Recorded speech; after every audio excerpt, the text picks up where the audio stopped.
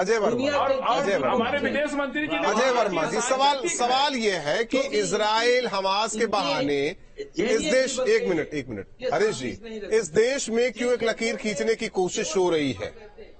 क्यों एक लकीर खींचने की कोशिश हो रही है? सब चाहते हैं शांति बनी रहे पूरे विश्व में। सनातन तो यही कहता है विश्व में शांति हो। जी। देखिए, देश में अभी कुछ दिनों पहले तक हिंदू खतरे में था। जब वो लोग समझ गए कि कोई हिंदू खतरे में नहीं है, अब सनातन खतरे में आ गया है, तो ये इनके पाठ्यक्रम है भारतीय जनता पार्टी के मुखियाओं के, सरकार के।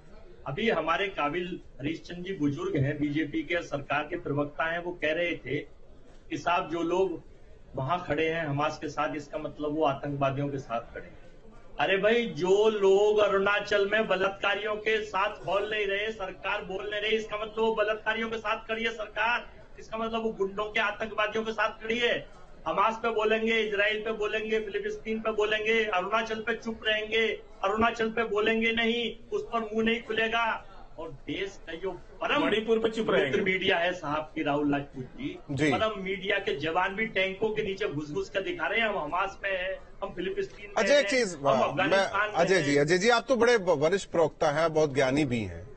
क्या हमास को हम नहीं कह सकते आतंकवादी ये संगठन है, आतंकी संगठन? मैं आपसे मैं सहमत, मैं किसी चीज से मैं मना नहीं कर रहा। मैं आपसे क्या कह रहा हूँ, नहीं, मैं सवाल कर रहा हूं। अरुणाचल में तो आज 90 दिन सुनो, इससे ज्यादा गुजर गए, तो ना कोई मीडिया है, ना कोई पत्रकार है, ना कोई जर्नलिस्ट है, ना कोई प्रधानमंत्री है, ना सरकार है। इसका मतलब ये आतंकवादियों के और बलात्कारियों के साथ खड़ी है देश की सरकार और ये सरकार के प्रवक्ता। ठीक, अपनी बातों में मैं कांग्रेस की बात कर रहा हूँ। मैं आपसे आपको बुलाया है, आपको बुलाया अजय वर्मा जी, कांग्रेस के नेता हैं। मैं हमास को क्या कहूँ, एक शाब्दिक अर्थ आप बता दीजिए। देखिए, कांग्रेस शांति दूत, आपने अटल बिहारी वाजपेयी का सुना हो, जिस वक्त आपको याद हो देखिए, यासिर अराफत, जब देश में 100 कंट्रियों का वो हुआ मैं फिलिस्तीन की बात नहीं कर रहा हूँ, मैं हमास की बात कर रहा हूँ सर।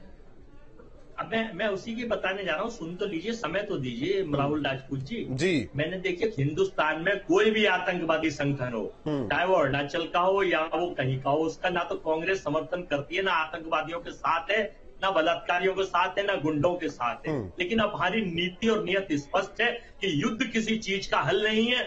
अगर फिलिस्तीन में हजारों लोग मर रहे हैं तो इजराइल में भी लोग मर रहे हैं। मर बच्चे, बेड़े, बुढ़िया, लेडी, बच्चे, जवान सब मर रहे हैं। और ये मौत जो हो रही है, ये किसी भी युद्ध हल नहीं है। समाधान इसका निकालना पड़ेगा देश में नहीं, संसार में। और ये संसार जो है वो इस युद्ध 3 की तरफ बढ़ रहा है। कुछ कंट्रियां इस हमास के साथ चली गई, जो नहीं खुल के कांग्रेस नहीं बोल पा रही है, वो करे तो क्या करे।